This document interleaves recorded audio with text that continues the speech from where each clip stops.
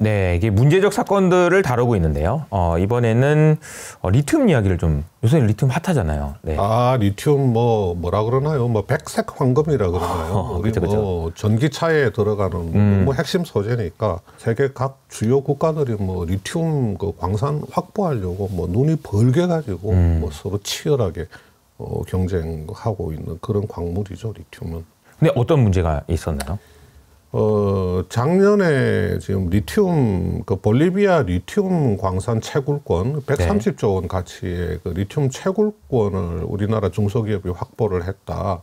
그래서 어마어마하게 시장에서 화제가 되었는데, 안타깝게도 결국은 사기 사건으로 밝혀졌었죠. 근데 이제 이 130조짜리 사기를 치려면, 어떻게 해야 되는 거야, 정말. 이 회사가 그 KOTC 기업입니다. 네. 인동 첨단 소재라고 하는 그 KOTC 상장 기업이었는데, 작년 가을쯤에 아마 제 기억으로는 11월쯤인데 네. 그 자료를 냅니다. 볼리비아 리튬 그 채굴권 가치로 따지면 한 130조 원 가치의 광산 채굴권을 확보를 했다. 그렇게 자료를 내게 되죠. 이미 시장 일부에서는 약간 알려졌습니다. 그게 일각에서 좀 알려지면서 회사 주가가 조금 움직이고 있었는데 공식적으로 보도 자료를 내면서 여러 군데 매체가 그렇게 기사를 씁니다. 그런데 이 회사가 이야기를 하는 게 뭐냐면 볼리비아하고 직접 계약을 한 게 아니고 미국 에너지 기업이 그 볼리비아로부터 한 900조 원 가치의 채굴권을 확보를 했는데 자기네 인동첨단 소재는 그 미국 회사로부터 900조 가치의 채굴권 중에서 130조 가치의 채굴권을 양도받았다. 이야기입니다. 아니, 저기 130원도 아니고 130조인데. 1300억이라고만 해도 그러니까요.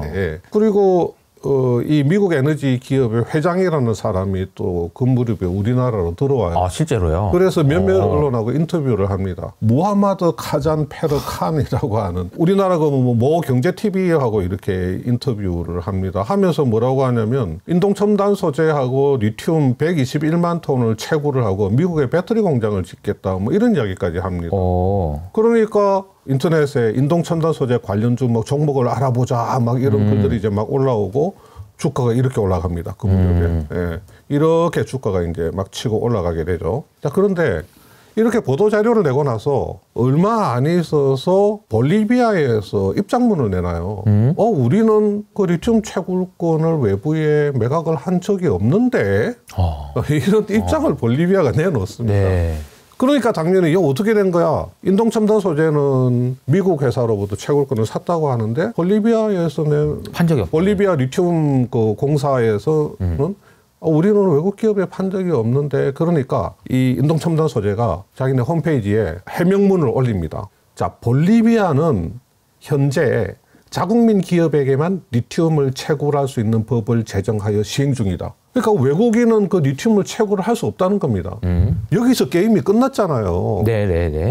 야, 그러면 130조 채굴권 샀다는 것도 이상하고 또 미국 기업은 900조 리튬 채굴권을 볼리비아하고 걔네들은 직접 계약해서 샀다는데 아니 볼리비아 법에 자국민 기업만 리튬을 채굴할 수 있는 법을 시행 중인 나라에서 여기서 게임이 끝나야 되는데 인동첨단 소재가 그 밑에 또 뭐라고 이야기를 하냐면 이 미국 회사입니다. 요거 네. GEGI요. 미국 회사는 볼리비아의 그 우유니라는 소금 호수 염호에서 미네랄을 추출하는 것으로 계약했습니다. 자, 이 염호 속의 염수에 포함된 미네랄은 나트륨, 칼륨, 마그네슘, 리튬 등이 있는데 우리 인동 첨단 소재가 그만 부주의하게 리튬이라는 단어만 부각시켜서 이렇게 보도가 나가게 되었습니다. 그래서 앞으로 리튬이라는 단어를 사용하지는 않고 미네랄을 채굴한다는 용어 변경을 하기로 하였습니다. 이렇게 올린 거예요.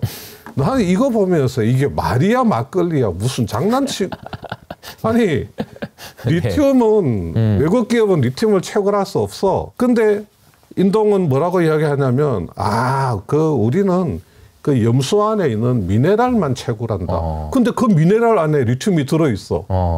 그러면 리튬을 채굴할 수 있는 거잖아요. 그쵸. 근데 볼리비아 법에는 리튬을 채굴 못해. 그러니까 이런 앞뒤가 안 맞는 말도 안 되는 해명문을 올린 거예요.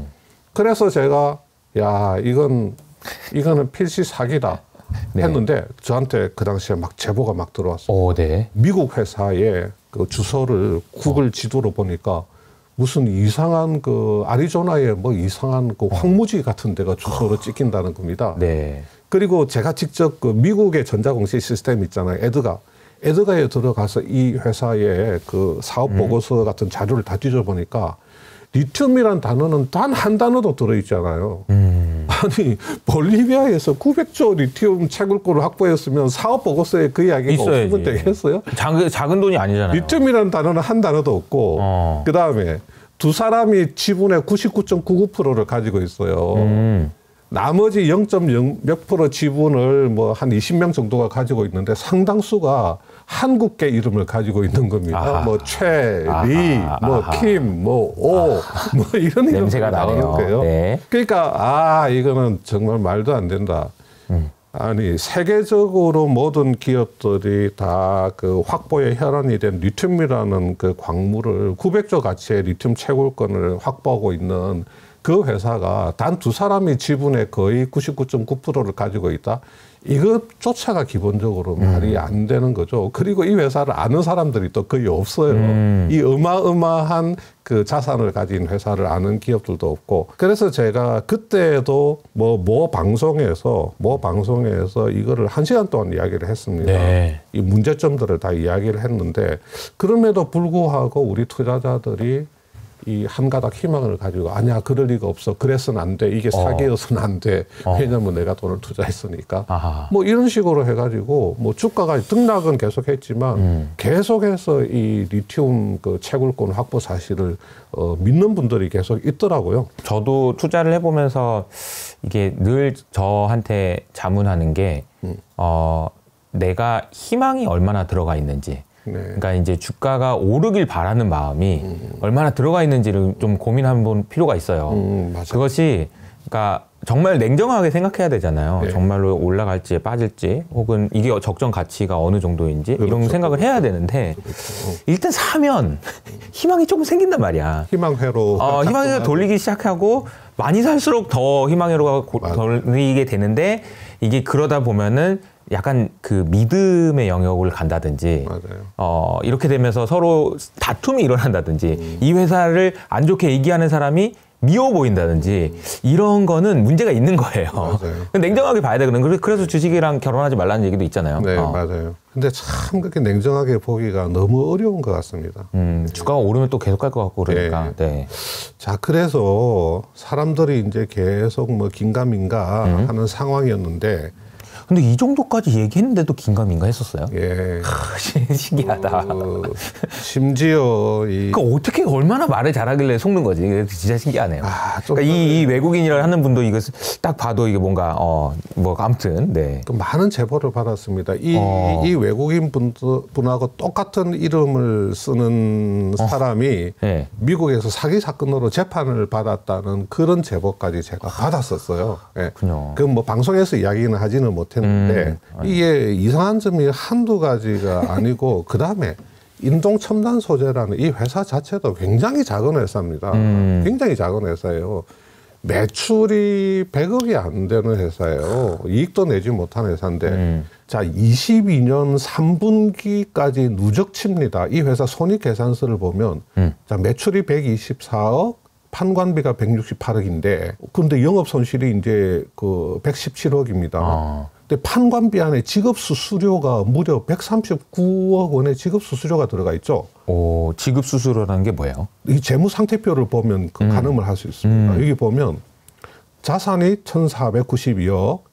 이 자산 안에 보니까 채굴권이라는 게 있습니다. 이게 미국 회사로부터 샀다는 리튬 채굴권이에요. 이게 1,310억 원으로 잡혀 있죠. 근데 이 부채가 1,631억 원인데 미지급금이 1,436억 돼 있잖아요. 그러니까 이 채굴권을 1,310억에 사기로 계약을 한 거죠. 근데 계약금만 줬을 거예요. 아마. 계약금 10% 잡으면 한 130억 정도 줬겠죠. 환율로 따지면 한 1,000만 불 정도 줬을 거예요. 그러면 나머지는 이제 그 미지급금 부채로 올려놨겠죠. 뭐 나중에 주겠다고 약속을 했겠죠. 그러니까 요 미지급금의 거의 대부분이 이 채굴권에서 발생된 미지급금으로 봐야 되죠. 근데 이 거래를 중개한 사람이 있을 거란 말이에요. 네. 이 거래 중개한 사람한테 뭔가 수수료를 줘야 됩니다. 그래서 제가 이 지급 수수료라고 하는 게 이게 이제 뭐 채굴권이 한 1,300억에 거래를 했으니까 한 10% 정도, 한 130억 정도를 네. 이 어떤 브로커한테 주기로 약속한 거. 이걸 지금 그 판관비 안에 그 지금 비용 반영을 해놓은 것 같아요. 제 생각으로는. 그러니까 갑자기 이 채굴권 때문에 지급 수수료 130억 9억 원이 판관비에 이렇게 잡히다 보니까 회사가 영업 손실을 이렇게 많이 내게 되는 거죠. 자, 이런 구조로 되어 있었는데 이게 얼마나 이게 웃기고 재미있는 거냐면 자, 3분기까지 작년 3분기까지 누적 치료 손익이 이랬는데 연간으로 한번 볼게요. 연간으로 보면 갑자기 판관비가 44억으로 줄어들죠. 168억에서 44억. 지급 수수료는 다 날아가 버립니다. 7억. 그리고 영업이익을 내요. 회사가 연간으로는. 근데 이게 왜 이렇게 되냐면 재무상태표에 들어가 보면 연간으로 채굴권이 없어집니다. 없어져 버려요. 채굴권이. 네. 뭔가 계약이 해지됐다는 거죠. 그다음에 부채에서 미지급금 1,436억 원이 없어져 버려요. 이게 부채를 상환은 갚아버렸네. 갚아버린 게 아니고 네. 채굴권 때문에 부채가 생겼잖아요. 채굴권 계약을 하면서 줄 돈이 있으니까. 네, 나중에 이 돈을 줄게 했는데 채굴권이 날아갔다는 것은 채굴권 계약이 해지된 거고 그러니까 줄 부채도 없어진 거죠. 이렇게 재무상태표와 손해계산서가 작년 3분기 누적치에 비해서는 굉장히 이렇게 개선이 되는 거죠. 그래서 얘네들 그 인동첨단 소재 그 작년 사업 보고서를 보면 그 상황을 알 수가 있습니다. 여기 네. 우발 상황의 번호 2번에 보면 볼리비아 리튬 조광권 계약, 뭐 조광권이나 채굴권이나 마찬가지입니다. 이 내용을 보면 미국의 GEGI라고 하는 회사하고 채굴권 계약을 하고 1,000만 달러를 지급을 했다는 거예요. 계약금으로 줬죠. 그리고 1년 안에 1억 불을 지급하기로 약정을 체결했다. 그러니까 이제 미지급 부채가 생긴 거죠. 자산 네. 쪽에는 채굴권 자산이 생기고. 네. 그런데 계약을 체결한 뒤에 볼리비아 리튬 공사가 우리는 외국 기업에 리튬 매각한 적 없는데 이런 사실을 밝혔는 바 자기들도 알아보니까 그 미국 회사가 우리한테 사기친 거를 알게 됐다. 그래서 사기로 민사소송을 제기를 했다. 이것을 올해 3월 달에 공시한 사업 보고서에 이 내용을 넣어놓은 겁니다. 자랑이 아니고 이게 뭐 하는 거죠 지금? 사기당했다고 그러니까 보고서에 이게 지금 피해자 코스프레를 하고 있잖아요. 그러니까 이제 그 아까 미국 회사라고 하는 그 회사도 대표 관계자들이 다 리 뭐 이런다면서요. 우리나라 사람인 걸로 회사 뭐 임원들이 다 되는 거죠. 우리나라 그 교포겠죠. 네. 뭐 그 우리나라 그 한국계 이름들이 쭉 어쩌면 같은 회사일 수도 있어요. 같은 사람들이 뭐 하고 있는 그죠? 그리고 아까 이제 뭐 무하마르 뭐 칸인가 하는 그 사람도 있고 그 회사에 이제 지분 절반을 가지고 있는 사람은 또 빅토리아 최예요. 빅토리아 최. 그리고 우리나라 한국계예요. 빅토리아 최. 네. 그럴 가능성이 높죠. 아무튼. 그걸 제가 좀 파봤어야 되는데. 그러니까 난 쟤한테 사기당했어 이렇게 했는데 알고 보면 한통 속 내가 나한테 사기를 치고 막 이런 느낌이네요. 그렇죠. 그러니까 지금 KOTC에 상장 폐지가 됐습니다. 이 회사는. 에헤. 당연히 엄청난 투자자들이 뭐 피해를 많이 봤죠. 그러니까 이제 피해를 본 사람들이 지금 회사를 상대로 손해배상 청구를 하고 지금 법정 소송을 벌이고 있죠.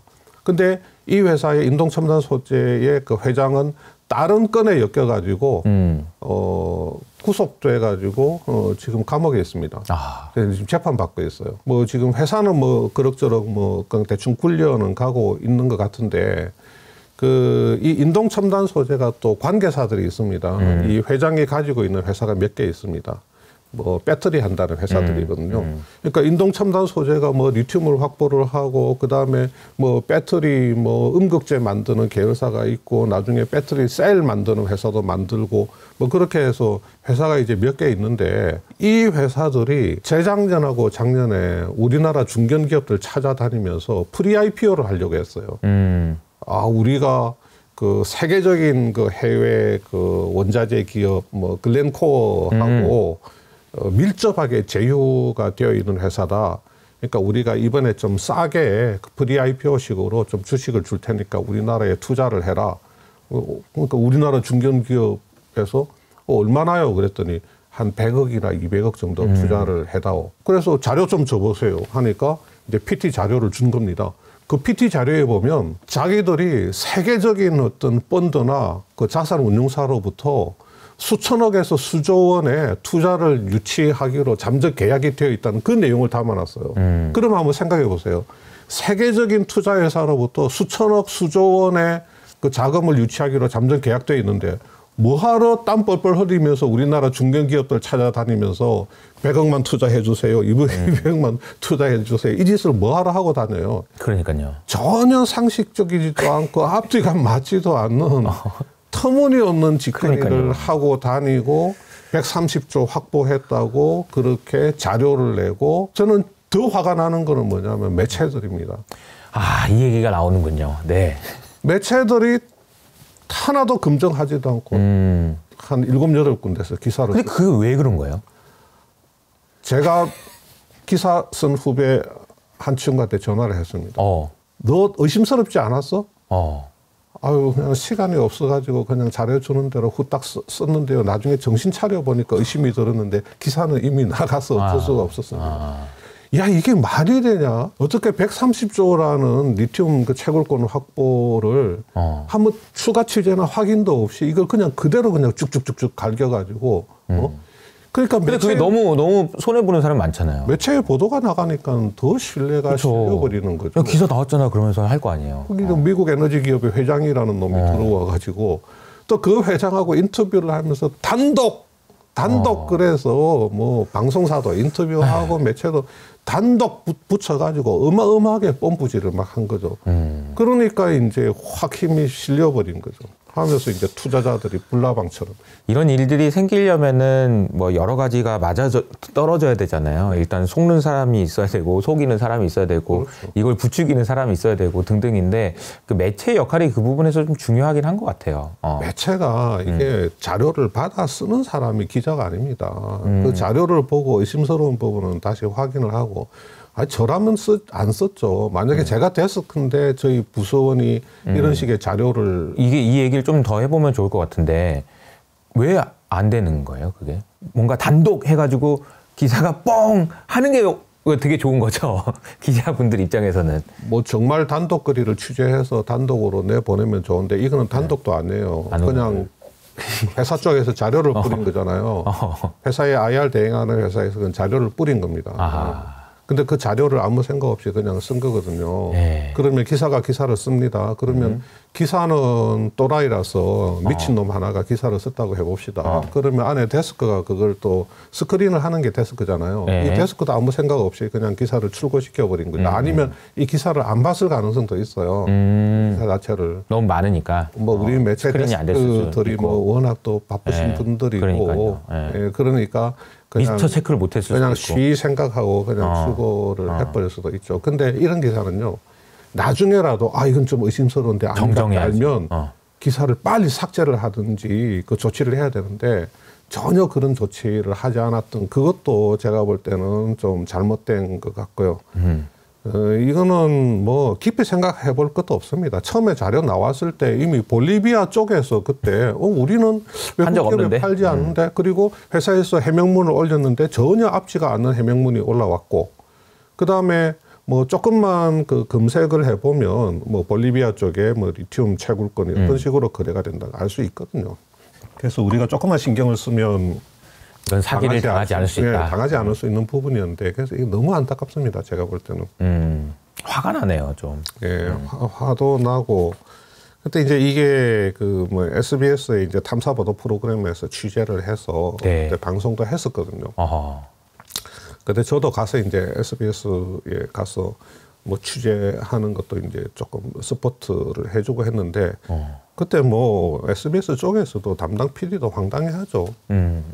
그때는 직접 미국도 갔습니다. 그 PD들이 미국에 갔는데 아우 저도 그 방송을 보면서 그 SBS 추적 보도물 보면서 황당하더라고요. 진짜 말도 안 되는 그 사기를 쳤더라고요. 뭐 회사에 대해서도 화도 나고 또 이런 사기꾼들에 대해서도 화도 나지만 전 또 한편으로는 썩히는 사람들에 대해서도 좀 솔직히 좀 화도 나요.